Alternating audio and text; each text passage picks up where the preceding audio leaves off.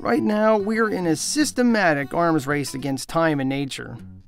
And one of our crops in particular really caught my attention, and rightfully so, because it's something that we eat, sort of, and we never really think about it. Cotton.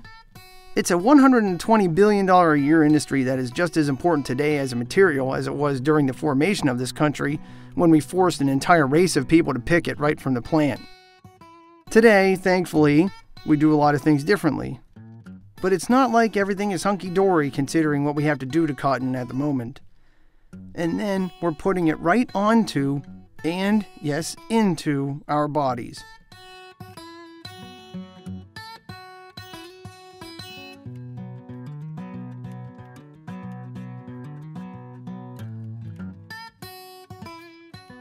Cotton is one of the heaviest users of pesticides. It accounts for, I think, maybe 30 or 40% of the global use of pesticides. You think, okay, they use a lot of pesticides on cotton, but what are the worst pesticides that you can get on you are pesticides that have been used most recently, right? That's why they have like periods of time where you can't go into the field and harvest for like 15, 20 days sometimes after pesticides. Well, the same pesticides that have those kinds of limits on them are used as defoliants on cotton.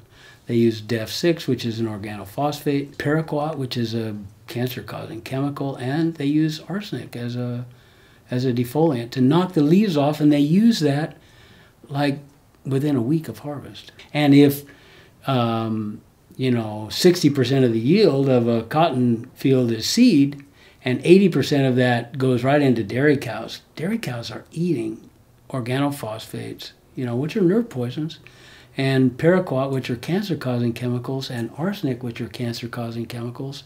The cows are eating that right away, and it's processed right away into oil.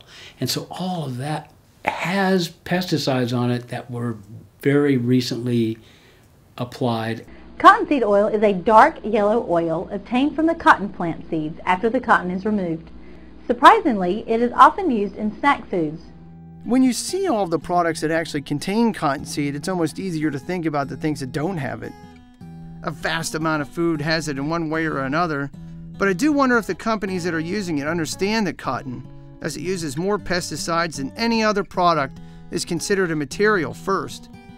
In that way, it avoids any laws that are set up to ensure its safety as a food product. At least 5 of the toxins sprayed onto cotton are considered carcinogens, and there is no limit on these at this time at all. And we're also wearing it on our bodies, which of course can still get into our skin. It's just something to think about.